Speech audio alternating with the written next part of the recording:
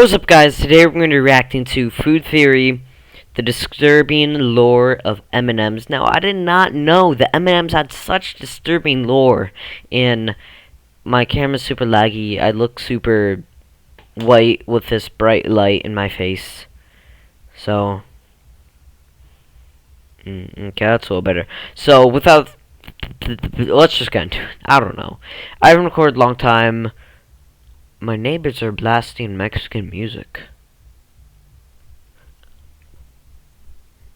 You can't hear it, but I'm dancing. Okay, let's just begin. Cannibalism week! Oh, Matthew, what did you say? Cannibalism week. Go back to sleep. You're having a weird dream. Stupid ad. Cannibalism.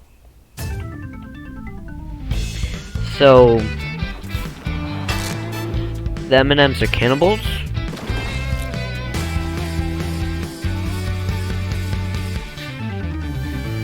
Hello, Internet. Welcome to Food Theory, the show that melts your face, not in your hand. Theorists, it is Cannibalism Week here on all three channels. No, seriously. All three episodes released within minutes of each other, all with a theme of cannibalism. Gotta admit, it started as a joke during a production meeting, and then I just said, you know, why not? And everyone else responded, because cannibalism. But I ignored them and forced this to go through, and now we're here doing 3 episodes all about eating members of your own species. Thank you. TLDR, I am in a weird mental place. Anyway, for our second ever 3-way collab across our channels, after of course our KFC trilogy from earlier this year, I knew that I had to talk about M&Ms here on Food Theory. After all, the walking, talking M&Ms spokes candies have been making jokes towing the line of cannibalism for decades now. Check out my Halloween costume. What are you going as? A cannibal.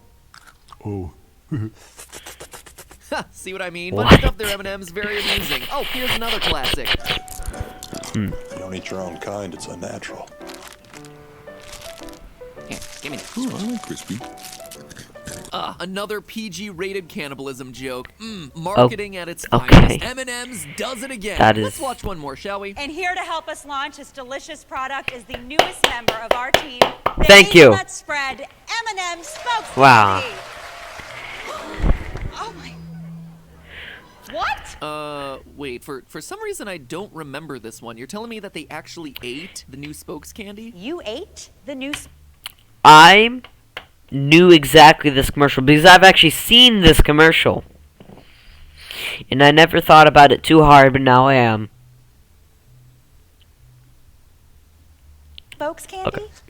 Not all of him. Well, this went in a direction I didn't expect. Like, I thought that M&Ms were cannibals in a jokey, wink, nudge kind of way. Like, oh, look at them, they're eating the candy versions of themselves, haha. But, like, the commercials just come right out and say it. Yeah. They ate one of their own kind, definitively. I mean, I figured I'd swoop in, prove M&Ms are cannibals, drop a few Marshall Mathers puns, and then be on my way, but how am I supposed to theorize for an entire episode about something they've outright been putting into their ads for years? I mean, the definition for cannibalism couldn't be any more black and white. It's, quote, the practice of eating the flesh of one's own species. And that's exactly what these candies are doing here. It's not like different types of M&Ms are different species, right? Right? You know, come to think of it, what parts of the M&M spokes candies are actually flesh? Are any parts of them technically flesh? I mean, we talked about this with the Kool-Aid Man. He's the glass pitcher and not the juice held within. So what are the M&M spokes candies then? Are they actual living creatures, or might it be more like a Toy Story 3 scenario, like when Mr. Potato Head's accessories bring an inanimate tortilla to life? Hold on, let me go watch every single 3D animated M&M's commercial from the last 3 decades real quick. You do that.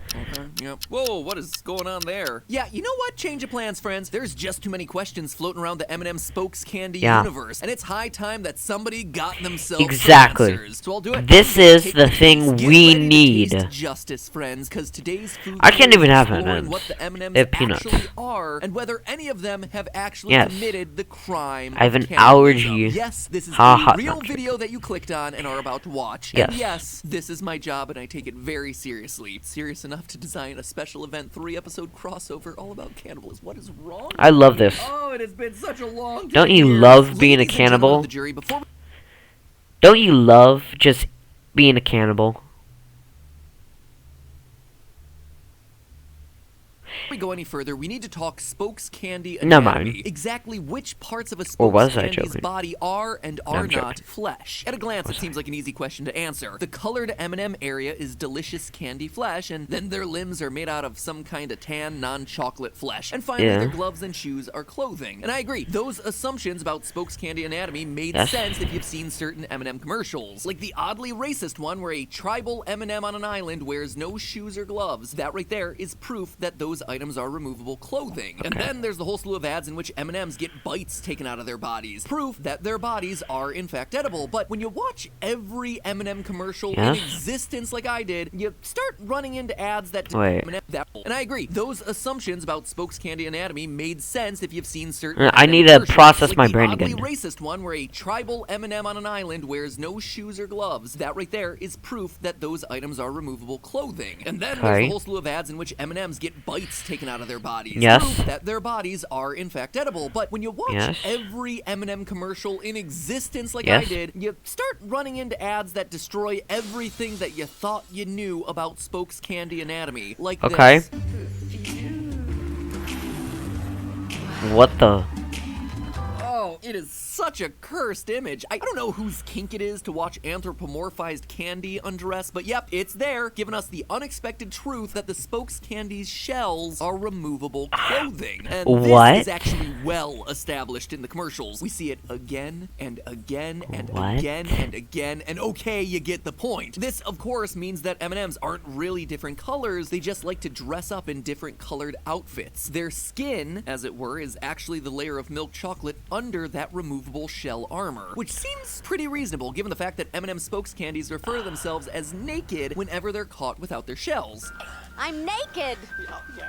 I mean, I guess I'm a little surprised that all this nudity is allowed to air on network television uncensored or whatever, but I guess I can accept it. Anyway, that solves all the questions that we This had is regarding very- Flash, so now we can move along. Holy no! Oh, what the heck? Oh, What? oh, what is this? This Anyways, is- stop the video. We're gonna have to unpack this because here we've been. This is very scary. Chocolate is the M&M skin, but in this one commercial, we see one, that the chocolate can be removed as clothing, and two, what the FCC actually cares about pixelating is this. In this French commercial, which is a follow-up to their Australian strip poker commercial, we see that the peanut is the actual nude part of the M&M. I don't want to show my, peanut. Theorists, do you understand what we've just uncovered, aside from Yellow's privates? This is proof that the Spokes candy's milk chocolate is also not a part of their core essence, which makes no Okay. sense until you look a bit. No. Jake from State Farm. That Jake. Maya markdown saved me so No, much Jake. insurance. Maya, everyone Okay, gets surprisingly Jake. great rates with State Farm. How can I ever repay you? When you want the real deal, like a good neighbor, State Farm is there. Bit closer and start to see everything line up. We see in numerous commercials What? that Spokes candies can feel This things is like too weird. The thing is, they only really seem to feel those sensations with their limbs. Bites are constantly being taken out of the M&M Spokes candies quote-unquote bodies in these commercials. And yet, even when they have a huge chunk of chocolate missing from their heads or their butts, they're not especially phased. They continue their chit-chat. They continue walking around. They are just so nonchalant about whatever physical pain they're in or whatever chunk of their body is What? missing, which leads me to believe that the chunk of their body isn't missing. Theorists, all of this evidence supports the idea that it isn't just the candy shell that's edible removable I think they're actually bugs. clothing. The milk chocolate underneath think so. I'm is calling edible it. removable clothing. It's probably not. This, of course, leads us to a bigger, Okay. potentially Yes. terrifying question. What then do these Spokes candy creatures actually look like underneath their clothing? Something like this, perhaps? I promise Ugh. this isn't just me trying my best to give you all nightmares. We actually have canonical insight into what the insides of M&M Spokes candies look like. Take this commercial where Orange undergoes an operation to change him from crispy M&M to pretzel M&M. There is no way that you're putting a giant pretzel inside me. Listen, buddy, I'm not too thrilled about this either. And thanks to that operation, we get a glimpse into what's going on inside Orange's body. Human-like bones in his human-like Yes. legs, and an actual pretzel embedded inside his shell. This, of course, means that when you take away all the clothing, edible and otherwise, Orange's body looks like this. A series of disconnected limbs and facial features. Perhaps What? some nerve That strands is- connecting them, oh. considering that nerves don't show up on x-rays, but I'm not so sure. I don't Spokes like that. candies are No, able to move no, their no. free-floating No, eyebrows no, no, without no. problem, so that could very well Nope, apply I to the don't rest of like their this. body parts too. But what this means I don't like Is this. that This yellow? is. The peanut M&M looks a little something. I think apart from one other video I never uploaded, this is the second. Well, I'm of course gonna upload this because I don't know why, but this week I just didn't want to upload anything. I couldn't find anything interesting.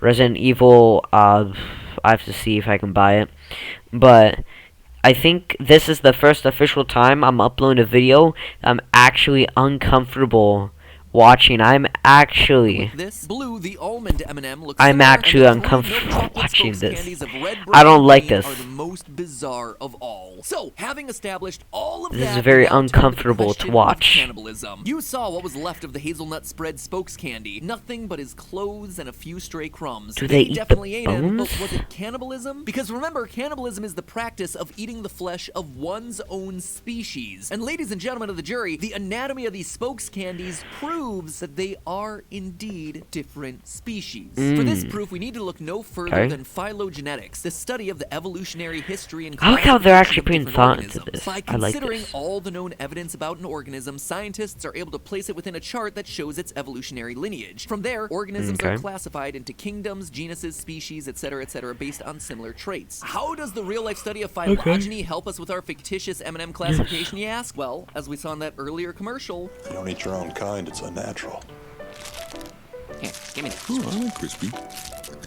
the What? M&Ms see other flavors of M&Ms as not their own kind, implying that they may very well be different species. And the Oh, yeah, the phylogenetics caramel. backs Yeah, I've this seen up. that. Because our spokes candies actually have real-life plant material inside of them, thanks to phylogenetics, we know that almonds and peanuts come from different plant species. Same with the wheat that's used to make the pretzels. Same they with the plants? hazelnut used to make hazelnut spread. These plants are designated as different species in real life. Therefore, our M&M spokes candies, whose DNA literally includes the DNA of said plants, should be considered a different species as well. Okay. And yes, M&M spokes candies do canonically have DNA. I'm just playing with a mouse pad. I don't know why. Test right there, I would think. So, what does this mean about our candy cannibals? Well, Blue, the almond M&M, is in the clear. We know he ate the hazelnut spread spokes candy, but since they're different species, this Yes. can't be considered Okay. actual cannibalism. Same goes for the chocolate green M&M. Hazelnut spread M&Ms have a spread inside the milk chocolate, thereby making it a different species. Brown, also innocent. Across all commercials, she has not once seen eating a non-living M&M. But what about red, yellow, and orange, Yes. who are all seen eating their own kind in that commercial starring Kronk? They've got to be guilty, right? Not necessarily. Remember, this isn't their body, this is. When you strip away the candy coating and the milk chocolate clothes, there's nothing but human-like limbs and facial features. That means that they actually share no common flesh with M&M's candy. A They candy are made of really chocolate loud. and a I know shell. tomorrow's When he Mother's eats a Day with regular old cheese. It is M&M very from a bag, loud. these guys are just essentially eating the same material that their clothes are made of. And eating your clothes, certainly weird, but you can't tell me it's cannibalism, and you can't tell not. me it's unethical. Otherwise, I would eat my hat, and in doing so, create an ethical paradox in your mind. Eat my so, short- there you have it, friends. Eat People my may call the shorts. M&M spokes Oh my candies gosh. cannibals. Heck, they even call themselves cannibals from time to time. What? But the fact of the matter is, they aren't, and they shouldn't be punished for it. Okay. Should they be punished for other stuff? Oh, most certainly. Guys, they killed and ate the hazelnut spread spokes Yes. candy. I mean, just because it technically isn't cannibalism doesn't mean it isn't murderous and depraved. So, Yes. yeah, send them to prison. Even I'm not going to defend that sort of behavior. But hey, Yeah. that's just a theory. One cannibalism theory here on Cannibalism Weekend. Theorists, I hope you Yay. enjoyed this sugar-coated cannibalism episode. If you're in the mood for I more loved it. man-eating goodness, that stuff I said earlier about Cannibalism Week wasn't a joke. We actually have all 3 channels doing episodes themed Yes. around cannibalism. There's one over on Film Theory revisiting an episode I did on Yes, I Wolves, remember the Cannibalism.